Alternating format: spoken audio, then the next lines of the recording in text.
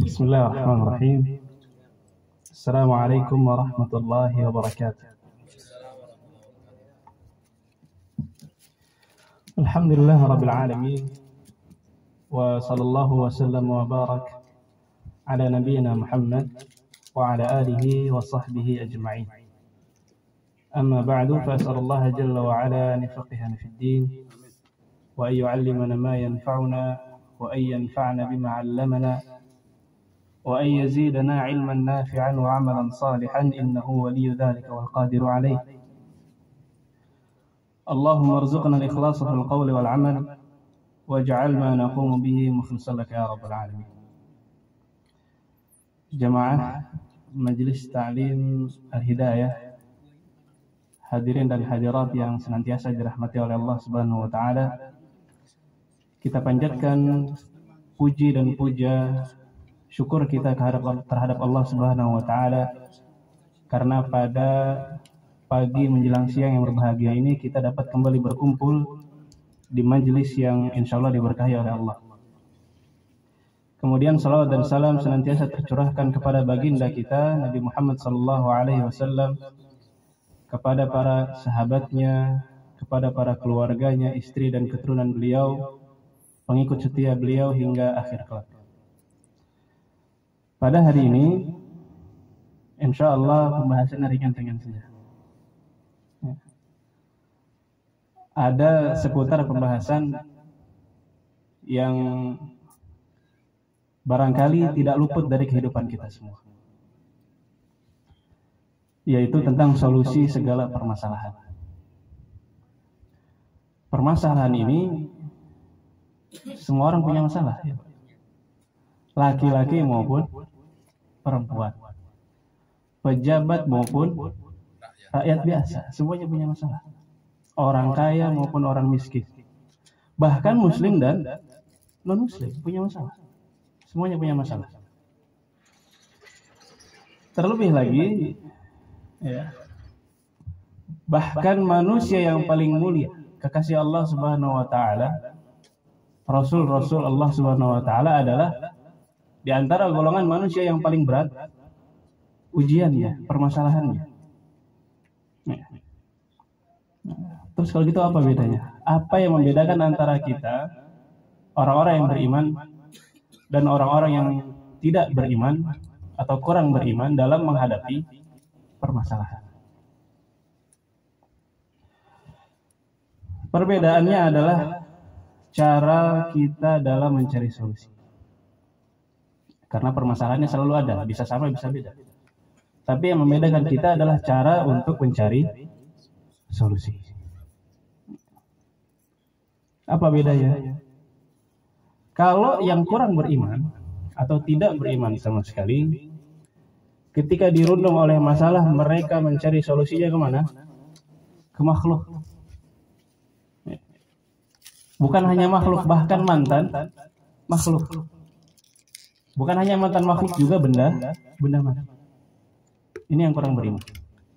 Tapi buat orang-orang yang beriman, yang memiliki akidah yang benar, mereka mencari solusinya kepada Khalik, Allah Subhanahu wa taala.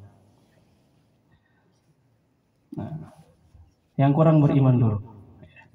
Tadi kita sebutkan dia mencari solusinya ke makhluk, terus mantan makhluk. Maksudnya mantan makhluk? Mayat ya. Kalau makhluk tetangga, ya dia cari solusi ke family misalkan. Dikit-dikit punya masalah, bapak saya DPR. Wah. Saya punya kenalan polisi misalkan. Apa? Yang terbesit pertama kali di otak dia, relasi dia. Yang mantan makhluk ini lebih berbahaya lagi. Ya. Mayat. Ya. Entah solihin atau ghairuhum. Ya, ada masalah apa-apa pikirannya langsung ke kuburan. Ini masalah besar. Ya. Tapi kalau minta tolong sama makhluk boleh atau tidak?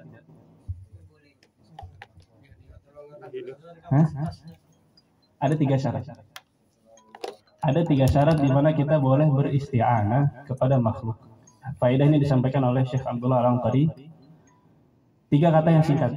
Hayyun, hadir, qadir. Hayyun, hadir, qadir. Apa hayyun? Hidup. Jadi mayat sudah hilang, nggak masuk dalam kualifikasi. Hadir artinya orangnya harus ada. Ya. Bukan misalkan fulan di mana, di atas gunung mana gitu, enggak. Harus hadir. Dan yang terakhir adalah qadir. Apa qadir? Mampu. Ya. Bisa nggak kita minta tolong makhluk untuk menghentikan hujan? Nggak bisa. Tapi kalau minta tolong menuangkan teh, boleh saja. Apa syaratnya? Hayyun, hadir, qadir. Dan golongan terakhir yang dimintai pertolongan oleh orang yang kurang beriman, kita sebutkan tadi benda mati. Ini lebih parah lagi. Ya. Ada batu, misalkan. Ini beberapa manusia demikian. Ada masalah apa-apa, ya, minta tolongnya sama benda mati, berhala, kemudian pohon, ya, keris. Pohon hujan makhluk hidup, Pak. Ya, makanya ada manusia dikasih akal, dikasih pikiran, kok ada masalah larinya ke benda mati, benda apa, besi kuning dan lain sebagainya. Ini diantara contoh-contoh, ya, contoh-contoh yang perlu kita hindari. Terus kalau beriman gimana? Orang beriman itu mencari solusinya kemana tadi? Ke Khaliq. Kalaupun dia terpaksa minta tolong kepada makhluk yang terbesit pertama kali ketika dia punya masalah ke Khaliq. Ya. Apapun masalahnya. Zaman dahulu, kalau kita kan masalah sekarang itu macam-macam, Pak. Ada masalah finansial, ada masalah keluarga, misalkan besar maupun kecil. Disebutkan orang zaman dulu bahkan ketika kehilangan sendal, yang pertama kali dicari, yang pertama kali terbesit dalam pikirannya adalah Khaliq. Ya Allah, sendalnya kemana? Ya, Allah dulu. Minta ganti, doa, ya. Semoga diganti dengan yang lebih baik. Baik. Terus kalau ada masalah demikian, apa berarti kita tidak perlu melakukan apa-apa? Kita punya Tuhan yang bisa melakukan segala sesuatu. Apa artinya kita nggak usah kerja? Tetap, ya, walaupun hati kita, tawakal kita kepada Allah, kita pun disyariatkan, bahkan Allah perintahkan. Assalamualaikum warahmatullahi wabarakatuh. Hayyakumullah. Ya, walaupun kita memiliki Tuhan yang maha bisa melakukan segala sesuatu, kita tetap diminta, disyariatkan untuk melakukan sebab. Ya, jadi kalau sakit ya berobat. Ya. Tapi lagi-lagi hati kita tidak bergantung kepada obat ataupun dokternya. Tapi hati kita bergantung kepada Allah Subhanahu wa taala. Itu orang beriman. Ya. Mungkin pada kesempatan kali ini saya akan sebutkan beberapa kisah bagaimana Allah menyebutkan kisah-kisah tersebut sengaja biar kita bisa mengambil ibrah dan pelajaran hikmah dari kisah-kisah itu. Sempat kita singgung di awal bahwa orang yang paling banyak ujiannya siapa tadi? Para nabi, para rasul. Ya, inna syaddan nasi bala'an al-anbiya. Ya. Maka singkatnya di sini kita akan sebutkan bahwa ada 3 nabi yang pernah disebutkan kisahnya dalam Al-Quran. Bukan kisah bahagia, tapi kisah bagaimana mereka diuji, bagaimana mereka mendapatkan musibah, mara bahaya dan lain sebagainya. Maka kita lihat contoh ujian dari nabi-nabi dan bagaimana mereka mencari solusi. Siapa aja Pak nabi yang ujiannya besar itu siapa aja? Nabi Nuh, iya, keluarganya, Nabi Ayub. Ada lagi? Nabi Ibrahim, Nabi Yunus, Nabi Yunus. Nabi Musa, bahkan Nabi Muhammad SAW yang kisah permasalahannya fenomenal. dikenal bukan hanya bagi agama Muslim, tapi dikenal juga bagi ahli kitab. Mereka punya kisah ini. Yang pertama akan kita telusuri kisah Nabi Yunus. Nabi Yunus apa ujiannya? Dimakan ikan paus. Suatu hari beliau sedang menaiki kapal dengan para pengikutnya ataupun dengan orang lain secara umum. Ternyata kapal beliau yang beliau naiki kelebihan muatan. Apa yang pertama kali kita lakukan kalau kapal kelebihan muatan? Kurangi muatan. Apa yang dilempar pertama kali? Jangan langsung barang dulu. Dalam kaidah fikih pun demikian. Kalau kita terpaksa melakukan sesuatu, ya bertahap sedikit-sedikit. Oke, barang-barang semua sudah dibuang. Ternyata kapalnya masih lebih muatan. Tidak tersisa di atas kapal tersebut kecuali manusia. Oke, berarti harus lempar manusia. Mau nggak mau, daripada tenggelam semua, mending berkorban satu. Tapi ada orang yang mau jadi volunteer? Saya aja loncat. Nggak akan. Ya, makanya di kisah tersebut disebutkan bahwa akhirnya yang mereka lakukan adalah qura. Apa qura? Undian. Jadi undian itu boleh atau enggak sebenarnya?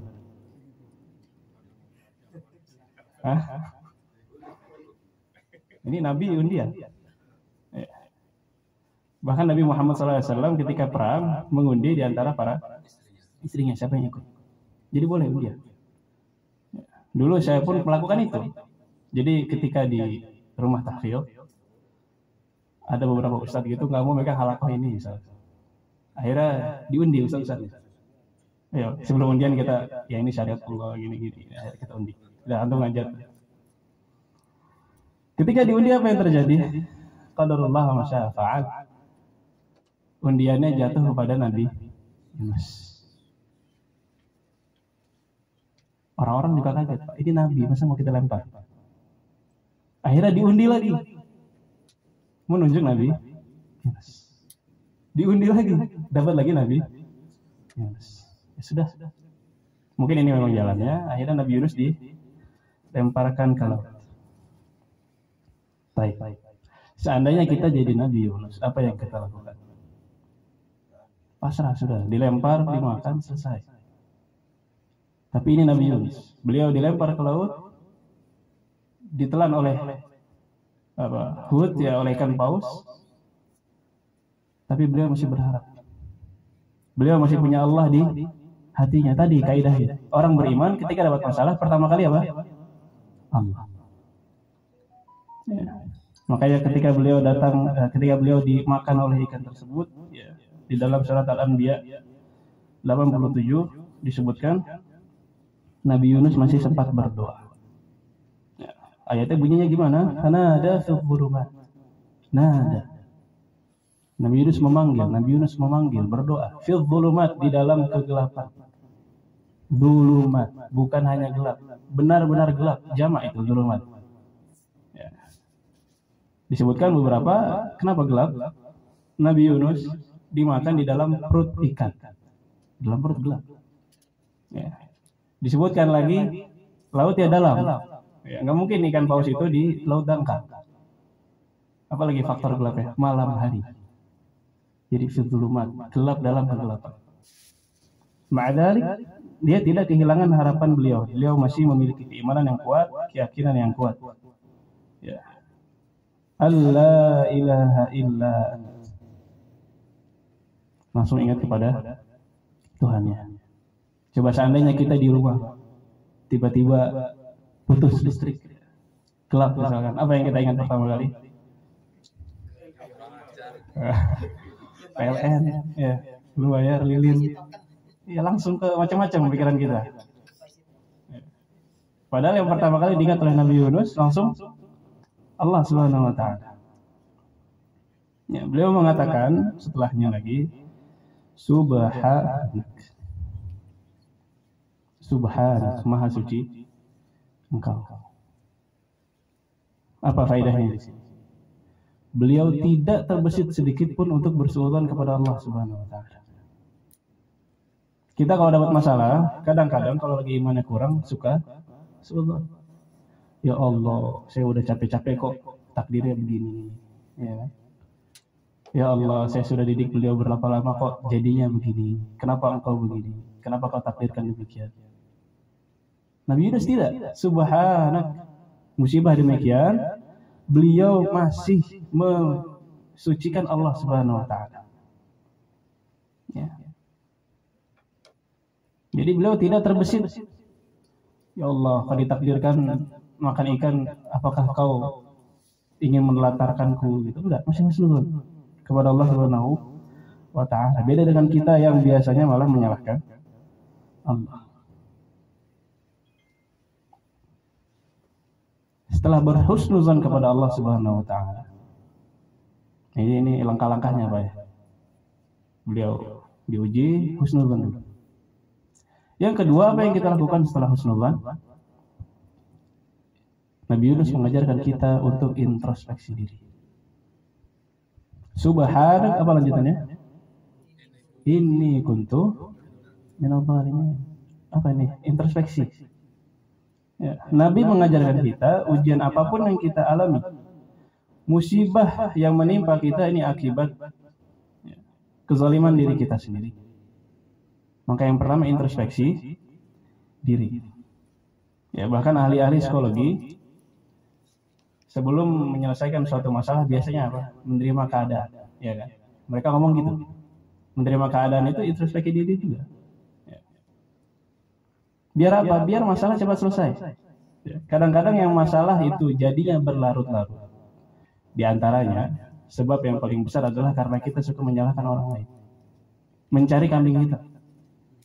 Oh ini kok begini, wah kamu yang salah, saya yang salah. Atau fulan, karena fulan gak pernah melakukan demikian. Ya contohnya misalnya permasalahan rumah tangga, ya. Atau di tempat kerja atau pertemanan. Ketika ada masalah, suami istri saling menyalahkan. Wah kamu pulangnya malam terus sih. Lah kamu di rumah ngapain aja? Akhirnya nyalah. Nggak selesai-selesai, makin tinggi.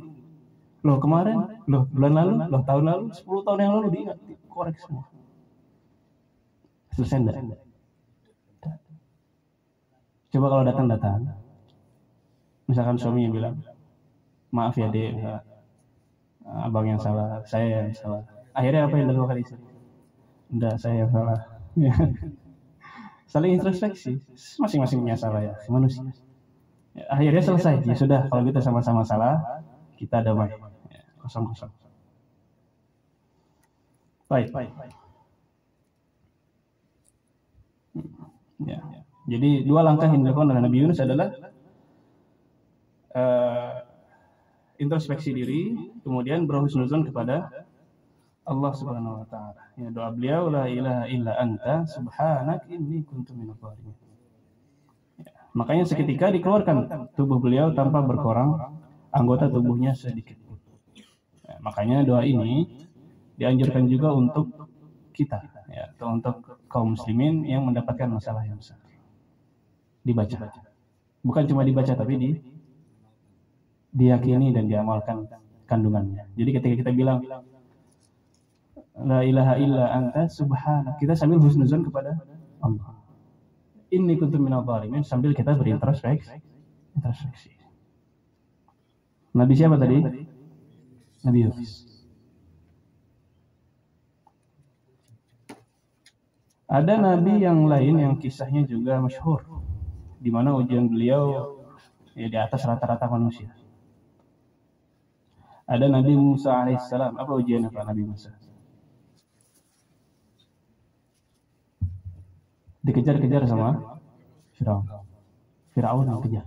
Kita dikejar penagih hutang aja kadang-kadang gentar. Ya. Dikejar preman aja kita takut. Atau polisi lah, apalagi polisi. Ini Firaun, penguasa Mesir. Ya, yang punya pasukan banyak, yang terkenal zalimnya. Padahal Nabi Musa pengikutnya sedikit, senjatanya tidak lengkap. Sedangkan Firaun pasukannya banyak, senjatanya lengkap. Kalau kita di posisinya Nabi Musa, Nah, ini probability selamatnya berapa persen? Ya. Kita langsung menyerah mungkin. Udah ada nyerah. Angkat tangan. Ya. Tapi Nabi Musa, ya, ketika beliau dikejar-kejar oleh Fir'aun, sampai ke mana? Sampai ke laut. Ya. Depannya laut, ke kiri laut, ke kanan laut, ke belakang. Bukan laut, Fir'aun ya. Fir'aun pasukan. Setelah demikian, pengikut beliau ada yang kurang iman. Iya kan, ada aja pengikut yang kurang imannya. Apa yang dikatakan oleh pengikutnya? Inna lamudrakun. Apa inna lamudrakun? Udah ini kena. Udahlah ini nggak ada harapan. Pasti kena sama Fir'aun. Jadi kisahkan dalam surat Asy-Syu'ara ayat 61 sampai 66. Falamma tara al-jam'an, ketika dua golongan tersebut saling bertemu. Ya, siapa dua golongannya? Pasukannya Fir'aun dan Musa, golongan Nabi Musa alaihissalam. Tara al-jam'an, saling melihat. Saling melihat ini saking dekatnya, Pak. Sudah saling hadap-hadapan. Qala ashabu Musa inna lamudrakun. Kata pengikutnya Musa, dan ini pasti ketangkep. Ya habis ini selesai, nggak ada harapan. Tapi lihat Nabi Musa apa jawaban beliau? Qala kalla, tidak mungkin, tidak mungkin. Ya. Beliau masih punya keyakinan yang kuat bahwa Allah akan menolongnya. Ketika Nabi Musa dikejar oleh Fir'aun, disuruh pergi, disuruh lari, apakah sudah dikasih tahu sama Allah? Wahai Nabi Musa, nanti kalau kamu lari, ketemu laut, pukul lautnya dengan tongkat, nanti kamu selamat. Apakah sudah dikasih tahu SOP-nya demikian? Belum. Beliau modal apa? Modal yakin aja.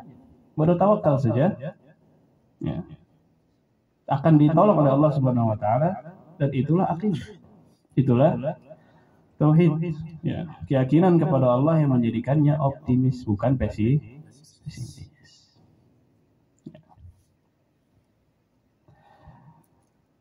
Kemudian, ya, beliau katakan kalla, tidak mungkin, kata Nabi Musa. Kenapa beliau bisa bilang gitu? Bukan karena merasa dirinya hebat, tidak. Kalla nggak mungkin karena saya hebat, tidak. Beliau nggak bilang gitu.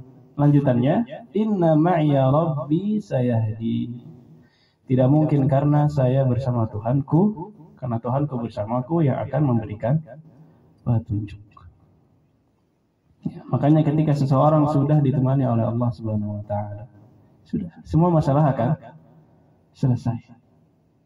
Ya, tapi kalau kita ya terikatnya bersama Nyi Roro Kidul misalkan, atau jin fulan, ya, ini nggak akan selesai masalahnya, malah tambah ruwet.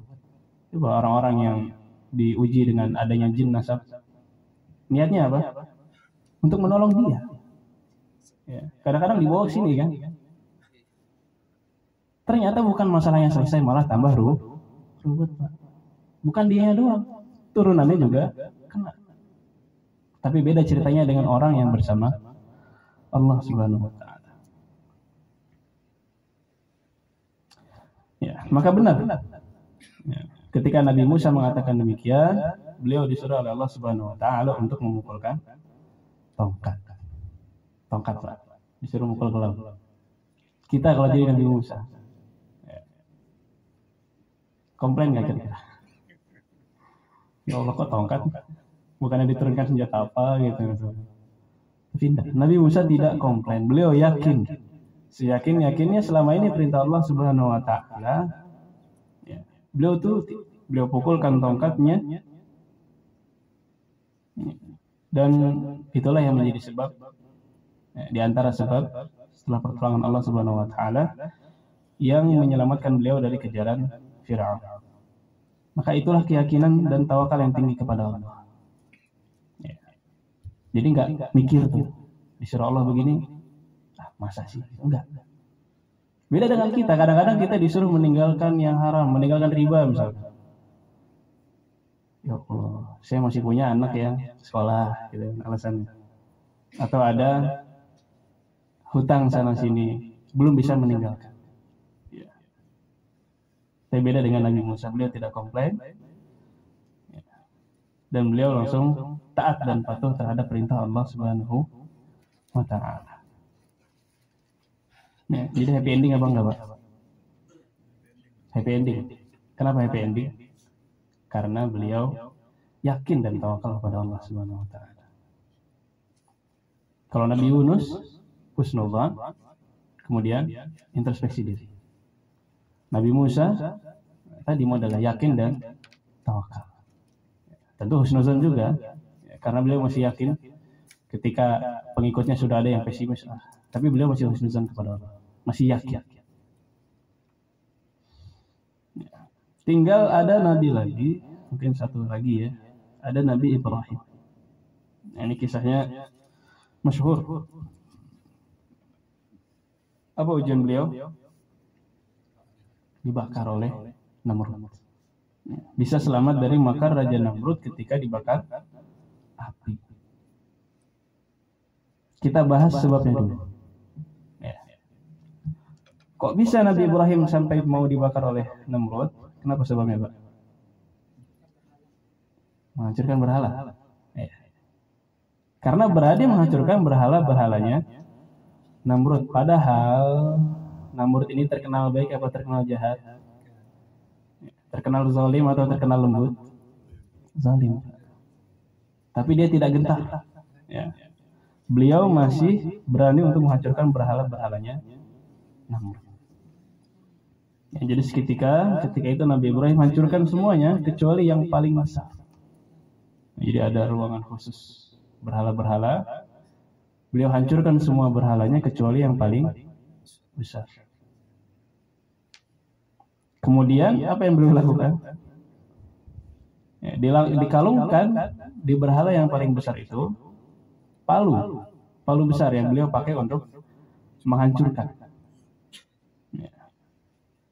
Ketika esok harinya, ketika Namrud dan para pengikutnya ingin beribadah, ternyata hancur berantakan. Berhala-berhalanya hancur. Gentar. Satu kerajaan digentar. Namrud bingung, ini siapa yang melakukan? Ya. Tapi mereka sebenarnya sudah curiga sama Nabi Ibrahim. Karena tidak ada mungkin satupun manusia yang tertuduh ketika itu kecuali Nabi Ibrahim. Karena punya track record.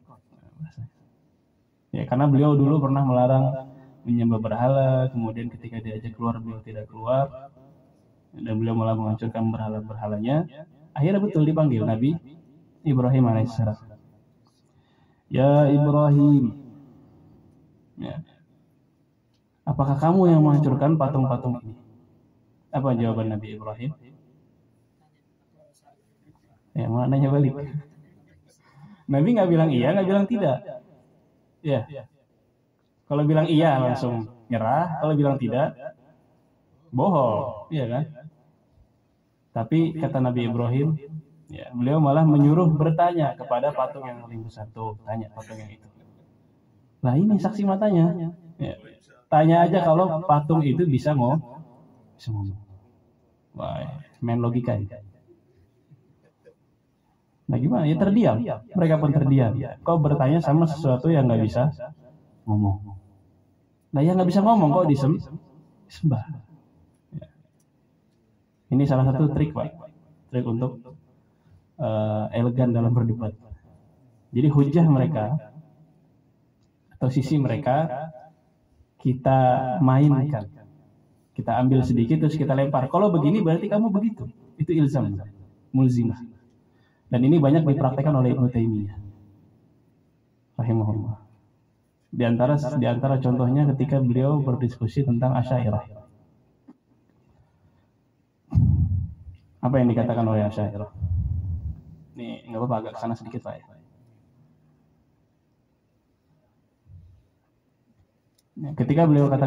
Ketika katakanlah mereka ya, beberapa golongan yang mentakwil ayat-ayat Allah Subhanahu wa taala. Misalkan Ar-Rahman 'alal 'arsy istawa. Misalkan. Ada beberapa golongan yang tidak menyetujui. Loh, istawa berarti mirip seperti makhluk. Apa yang dilakukan oleh Ibnu Taimiyah di tulisannya? Beliau cari sifat lain yang mereka terima. Misalkan Hayyun, Allah hidup, ya kan? Mereka mengimani bahwa Allah hidup. Hayyun mereka terima, nggak ditakwil, tapi istawa di takwil. Apa yang dilakukan? Diambil Hayyunnya. Loh, kamu terima Hayyun, berarti Allah Hayyun seperti makhluk. Bingung dia. Logikanya terputar. Kaidahnya adalah al-qaulu fi ba'd sifat, al-qaulu fi sifat kal-qauli fi ba'd. Kalau kamu menerima ayat ini, berarti kamu juga harus menerima ayat ini. Kenapa? Karena kamu bilang hidup, tapi hidupnya nggak seperti hidup makhluk. Hidupnya terus menerus, hidupnya selamanya abadi. Sedangkan makhluk hidup tapi sementara. Jadi hidupnya ada bedanya tuh. Begitu juga dengan sifat yang lain. Nggak tentu namanya sama, tapi hakikatnya sama, nggak harus. Kita punya hidung, gajah punya belalai, beda. Kita punya hidung, kucing punya hidung. Tapi apakah hidungnya sama? Beda. Ya, mereka pun punya kaidah itu, makanya dipakai juga kaidah ini di sini, berarti di sini juga dipakai. Ada lagi golongan yang lebih parah, golongan yang menolak sama sekali sifat. Maka kalau ini kaidahnya al-qaulu fis sifat kal-qauli fid dzat. Kamu mengimani Allah ada atau enggak? Ada. Berarti kayak makhluk dong. Adanya beda, iya kan? Berarti kamu bisa bilang adanya beda di sifat, juga bisa bilang sifatnya